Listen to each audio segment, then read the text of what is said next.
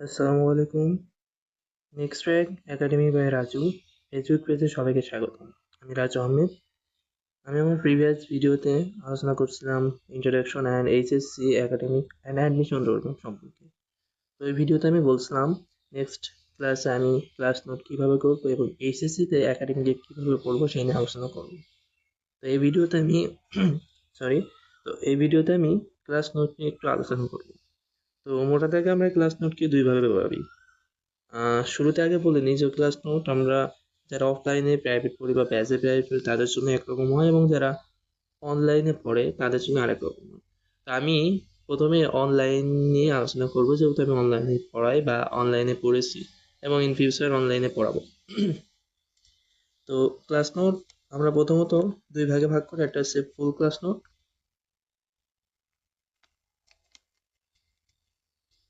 আর একটা হচ্ছে compact note.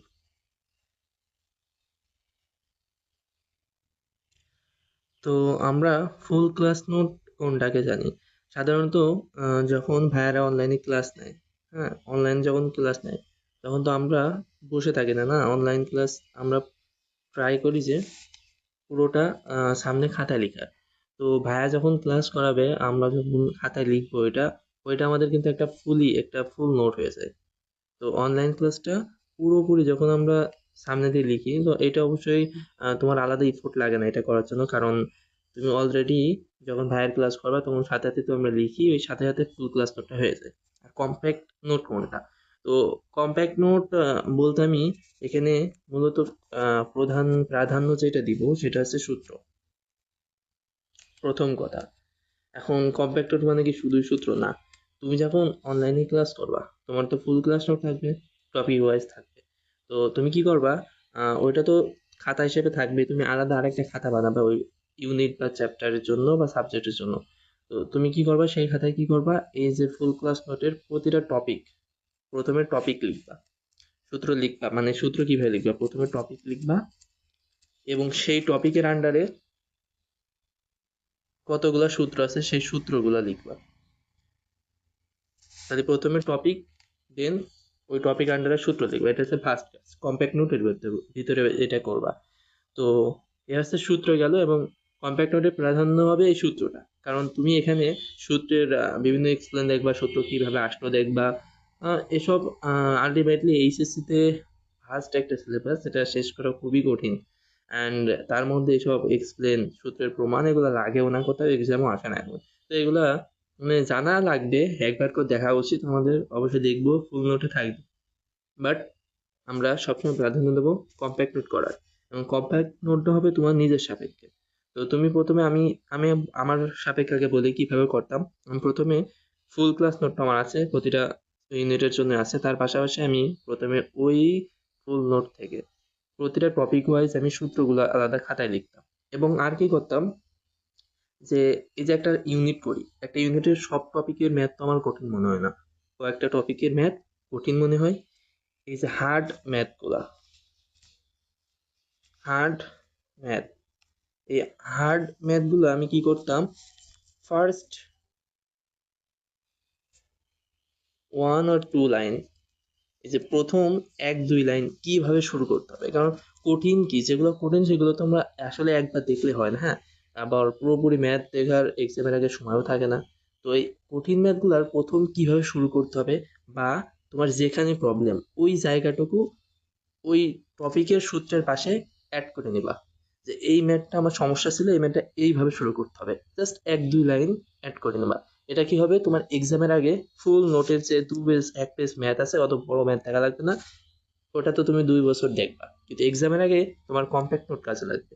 তখন তুমি কি করবা, এই যে 1-2 লাইন যেখানে তোমার কঠিন মনে হয়েছিল, যে হ্যাঁ, যে এই ম্যাথটা আমার দেখতে হবে, তো তুমি এইভাবে সূত্রের পাশাপাশি ওই টপিকের মধ্যেই ওই ম্যাথের 1-2 লাইন লিখে নিবা, যে এইভাবে শুরু করবা, বা আমার এই 1-2 লাইন প্রবলেম আছে, এটা এইভাবে করতে হবে। এটা হচ্ছে কম্প্যাক্ট নোট। আর তুমি এর পাশাপাশি আপাতত এই দুইটা করলে ইনাফ। আমি সবসময় এইটাই করতাম, যে আমি প্রথমে আমার দুইটা নোট ছিল, একাডেমিকেও ছিল, আর অ্যাডমিশনে তো আমি কোনো নোট করি না, আমি একাডেমিকের নোট থেকেই পড়ছি। তো একাডেমিকে আমার ফুল নোটও ছিল, ক্লাস করতাম সাথে সাথে, এবং পাশাপাশি আমি এই কম্প্যাক্ট নোটটা করে রাখতাম, সূত্র লিখতাম, যে ম্যাথগুলো কঠিন লাগতো বা একটু ভিন্ন ধরনের সেগুলো প্রসেস 1-2 লাইনের মধ্যে লিখে রাখতাম। এভাবে তুমি কম্প্যাক্ট নোট করে ফেলতে পারবা। তো এখন আসো যে আমি যে কম্প্যাক্ট নোটের কথা বললাম, এই কম্প্যাক্ট নোট কেন গুরুত্বপূর্ণ। তো দেখো ভাইয়া, প্রথমত আমি যদি একাডেমিকের কথা বলি, তোমার একাডেমিকে সাধারণত আমার মন করো আমি পিসিএম, ফিজিক্স কেমিস্ট্রি এবং ম্যাথ নিয়ে যদি আলোচনা করি, 3 দুগুণে 6টা পার্ট আছে। তো এই 6টা পার্ট তোমার কিন্তু 6 দিনে এক্সাম হবে। 6টা পার্ট 6 দিনে এক্সাম, এবং প্রতিটি এক্সামের আগে তুমি 1 দিন বা 2 দিন সময় পাবা। তো এই ক্ষেত্রে একাডেমিকে হয়তো তোমার কম্প্যাক্ট নোটের দরকার হবে না, কারণ তুমি একটা পেপারের জন্য 1 দিন 2 দিন সময় পাবে, এবং এটা ফুল নোট দেখার জন্য কিন্তু ইনাফ টাইম। হ্যাঁ, তুমি চাইলে ফুল নোট দেখেও কভার করতে পারো।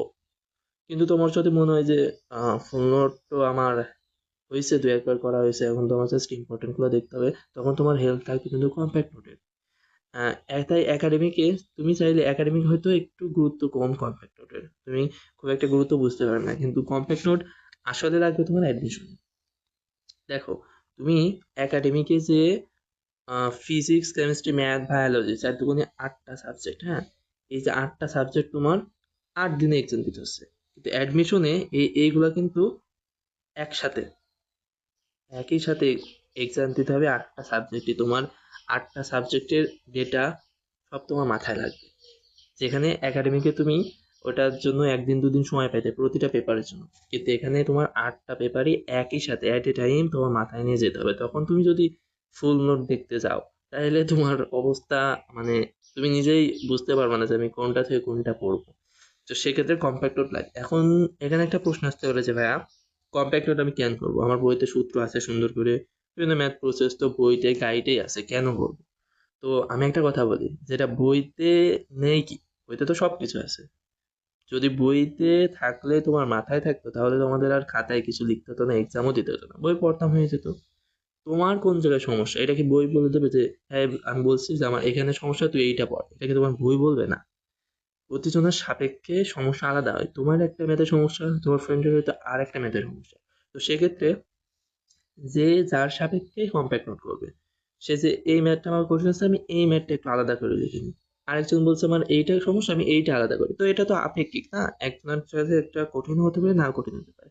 তাই কম্পেয়ার নোটটা জরুরি, কারণ বইতে তোমার সব আছে। তোমার কোনটা সমস্যা তোমার সেটা আইডেন্টিফাই করে দেন আলাদা লিখতে হবে, যেন এক্সামের আগে ওটা তুমি দেখে যেতে পারো, এবং ওটা দেখার জন্য তোমার টাইম না লাগে। এই জন্যই কম্পেয়ার। তো ওভারঅল যদি আমি বলি, নোট আমরা দুইভাবেই করার ট্রাই করব।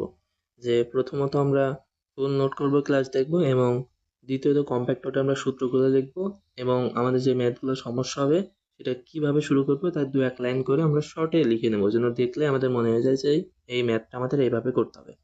এখন হচ্ছে এই যে কম্প্যাক্টর, এটা আবার একটু সময় সাপেক্ষ, যেহেতু আমাদের ডবল নোট করা লাগছে। অনেকে তো ক্লাস থেকে রেখে দেয়, নোট করে না। তো ডবল নোট করার ক্ষেত্রে আমরা বলবো, যারা ফার্স্ট ইয়ারে আছে, মানে এসএসসি 27 বা পরবর্তী যারা আসবে, এই যে ফার্স্ট ইয়ার থেকে এই নোটটা করতে হবে, তাহলে তোমার টাইম তো লাগবে না বললেই চলে। যারা সেকেন্ড ইয়ারে আছে তাদের জন্য এখন যদি শুরু করে কম্প্যাক্ট নোট করা, তাহলে তাদের জন্য একটু সময় সাপেক্ষ হবে। তো আমি, যারা ফার্স্ট ইয়ারে আছো বা উঠবে নেক্সটে, তাদের জন্য এইটা পরামর্শটা থাকলো যে সবসময় একটা কম্প্যাক্ট নোট করে রাখবা।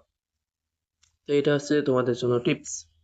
আর সামারি ওইটাই, যে নোট আমরা দুইভাবে করবো, একটা ফুল নোট তো থাকবে, সাথে কম্প্যাক্ট নোটটা আমরা করবো যেন আমাদের এক্সামের আগে, বিশেষ করে অ্যাডমিশনের জন্য আমাদের প্যারা কম হয়। আর কম্প্যাক্ট নোটের একটা সুবিধা হচ্ছে যে তোমার একটা বই বা ইউনিটের সব কিছু তোমার মাথায় থাকে। হ্যাঁ, 2-1 পেজ উল্টাইলেই দেখা গেলো তোমার আছে আছে 20-30 পেজের একটা নোট, ওইটাকে তুমি চাইলে 4-5 পেজে কম্প্যাক্ট করে সূত্র এবং কঠিনগুলো নিয়ে 4-5 পেজের মধ্যেই দেখে ফেলতে পারছো, তো তোমার এক্সামের আগে তো 30 পেজ পড়া লাগবে না।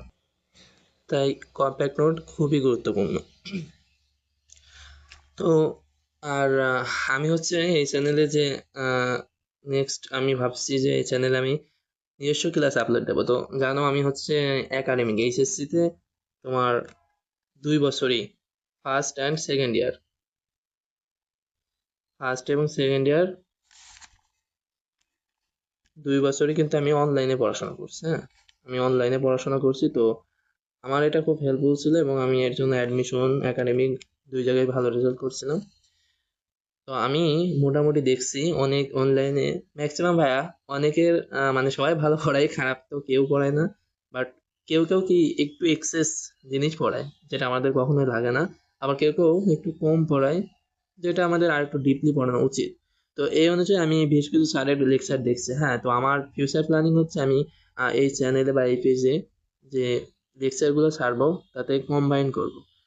অনেক কিছু বেশি পড়ায় যেগুলো আমাদের লাগে না, আমি ওইগুলো অ্যাভয়েড করব। যতটুকু লাগে ততটুকুর মধ্যে সীমাবদ্ধ থেকে আমি আশা করি ফিজিক্স, কেমিস্ট্রি, ম্যাথ এগুলার মোটামুটি ভিডিও দেবো, এবং সাথে আমার কিছু ফ্রেন্ডরাও আছে তারাও আমার এই কাজে হেল্প করবে। তো যদি এই পেজের সাথে সংযুক্ত থাকতে পারো এবং আমরা যেভাবে ক্লাস নিব সেইগুলো যদি নোট করতে পারো সুন্দর করে, তাহলে তোমাদের হয়তো আর কোনো এক্সট্রা নোটের দরকারও হবে না। তো এই ছিল আজকের নোট সম্পর্কে বিস্তারিত ভিডিও। আশা করবো তোমরা বুঝতে পেরেছো এবং আমার পেজের সাথে সংযুক্ত থাকো। নেক্সট আমার পেজ নিয়ে যা প্ল্যানিং তা খুব শীঘ্রই আমি শুরু করতে যাচ্ছি কার্যকলাপ। আর এর সাথে আমার কিছু ফ্রেন্ডস হয়তো হেল্প করবে আমার। তো আমরা সহজে পেজটাকে বিল্ড করতে পারবো। তো জুনিয়রদের জন্য শুভেচ্ছা, ভালো করে পড়াশোনা করো এবং ক্লাস নোটে গুরুত্ব দাও, শুধু বই নির্ভর হও না, নিজে লিখো, বেশি বেশি লিখো, তাহলে তোমার সেটা এক্সামের জন্য বেনিফিট দিবে এবং মাথায় ধরে রাখতে সুবিধা হবে। আর জুনিয়র সিনিয়র যারা আছে জুনিয়রদের আমার পেজ সাজেস্ট করুন। তো আজকের নোট সম্পর্কে এই আলোচনা ছিল। আসসালামু আলাইকুম।